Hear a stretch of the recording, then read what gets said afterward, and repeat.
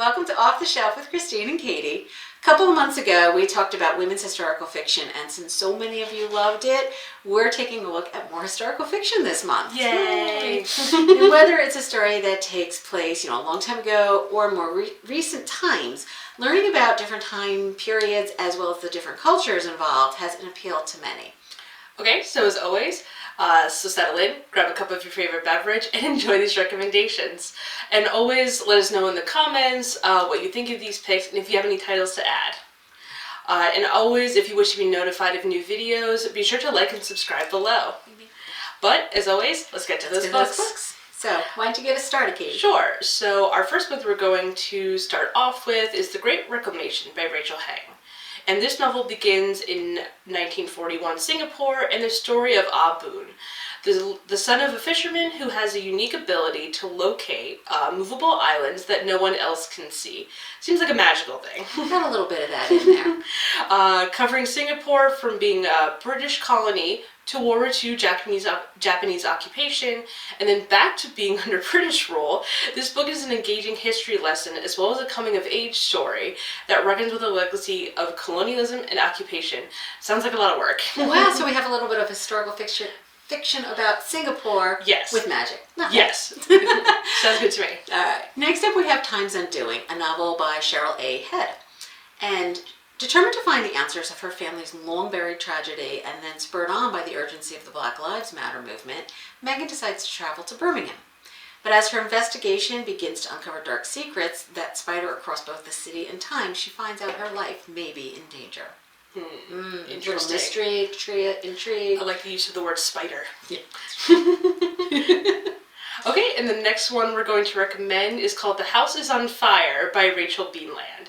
And it is based on the devastating Richmond Theater fire, which killed 72 people on December 26, 1811.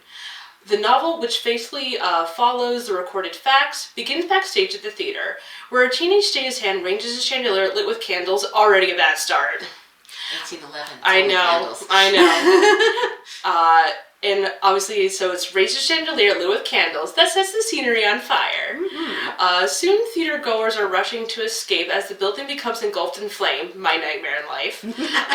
This story is told from the perspectives of 4 people and shows the impact on the survivors. Actually, it sounds really good. It does. I never knew about that fire. So yeah, same. Until I saw that you shared that, I was like, oh, that's interesting. It's interesting. Next up, we have Hungry Ghosts by Kevin Jared Hossein. And it's set in a multiracial community in 1940s Trinidad, as the British and U.S. imperial powers are starting their downslide. This debut novel is both a family drama and thriller, as well as an acute study of social structure. Eccentric landowner Dalton Changour's is tied to an unspecified criminal enterprise. AKA it's a secret. His wife Marley doesn't have the details, but can pick up on the vibe, so she kind of knows what's going on. She knows. Yes. When Dalton goes missing, Marley worries he's been killed until she receives a ransom note. As the mystery of Dalton's disappearance unfolds, the lives of the wealthy couple and those who live in the barracks below become entwined, and their community is changed forever. Dun dun dun. Dun. Okay, and the next one we want to recommend, very apropos, is Coronation Year by Jennifer Robson. And it's in 1953 London. Edie Howard has hatched a plan to save her beloved Blue Lion Hotel. On the day of Queen Elizabeth II's coronation, her coach will pass directly by the Blue Lion, and Edie can charge her guests exorbitant fees. Always a business plan. Business comes first. Already there in the hotel is Stella Donati, a young Italian photographer and Holocaust survivor in town for work, and James Getty, an artist and a war hero scorned for his Indian ancestry. Anonymous threats could wreck the day. Edie and her friends must race to uncover the truth, save their home, and expose those who seek to erase the joy and promise of the coronation year. And you said, perfect for this year. Yes, very apropos. And I haven't heard this one before from Christine, so I'm going to leave that to her. Well, you may not have heard this one, but we have coming out The Perfumist of Paris by Alka Yoshi. The final chapter in her best-selling Japor trilogy takes readers to 1970s Paris, where Radha's budding career as a perfumer must compete with her demands of her family and the secrets of her past. Now, we have previously recommended the first book in this trilogy, The Henna Artist. That's probably the one you heard. One of my favorites. And I'm really looking forward to the conclusion of this story. So we started off 20 years ago, like 1950s India. We're going to end up in 1970s Paris and India. So that series I know has been really popular at the library, so it's definitely not one to sleep on. So check it out. And someone has mentioned it quite a bit. And another one that we've mentioned, but that somebody's just recently come to love is... The Widows of Malabar Hill by Sujata Massey. And this is one we will be talking about a lot, so settle in. This book is about PERFUMIST, the daughter of a respected Zoroastrian family. Has just joined her father's law firm, becoming one of the first female lawyers in India. Armed with a legal education from Oxford, Praveen also has a tragic personal history that makes women's legal rights especially important to her. This is the first book in a series, which we plan to read more of as well, but we all read this for the Mystery Book Club. This was our April pick, and it was really well received. It's such a really good book. I highly recommend this. This is not one to sleep on. What perfect last name to solve mysteries. Her name is Mystery. Yes, but it's not M-Y-S, it's M-I-S. And because I read the audiobook, I straight up thought her last name was Mystery for the good first time, because they kept saying, oh, the mystery business. And I was like, nope, that almost seems like too good to be true. Next up we have The Trackers by Charles Frazier. Set during the Great Depression era, American painter Val Welch travels westward to the rural town of Dawes, Wyoming, on a New Deal assignment to paint a new post office mural. John Long, a wealthy art lover, and his wife Eve have agreed to host Val at their sprawling ranch. Rumors and intrigues surround this couple. Eve left behind an itinerant life riding the rails and singing a Western swing band. Very interesting past. Long holds shady political aspirations, but was once a World War I sniper. And his right-hand man is a mysterious elder cowboy, a vestige of the violent Old West. Val quickly finds himself entranced by their lives. This was another program I didn't know about. Yeah. About painting the post office. They would send artists throughout that makes sense. America. So something interesting. I'm sure there's a book about that somewhere. I'm sure there is. And the next book we want to recommend is from an author we've heard before on this channel, but her newest book is Lady Tan's Circle of Women by Lisa C. And it's about Tan Yongxiang is born into an elite family and is being raised by her grandparents to be of use. Always a nice start. She is taught by her grandmother, who is one of only a handful of female doctors in China, the pillars of Chinese medicine, the 4 examinations, looking, listening, touching, and asking, something a man can never do with a female patient. But when she is sent into an arranged marriage, her mother-in-law forbids her to continue. She is to act like a proper wife. This is really sounding like the Widows of Malabar Hill here. How might Yongxiang break free of these traditions to go on to treat women and girls from every level of society, and to lead a life of such importance that many of her remedies are still used 5 centuries later. And this is inspired by the true story of a woman physician from 15th century China. So in 15th century China, you I guess really had no choice other than to go into an arranged marriage. Pretty much. And be married. And be a proper wife. Yes, that was your only option. Or I guess you could maybe be a doctor if your mother-in-law allowed it. Next up we have Crook Manifesto by COLSON Whitehead. And this book reprises characters from Harlem Shuffle. This is a powerful and entertaining novel covering 1970s New York in all of its seedy glory.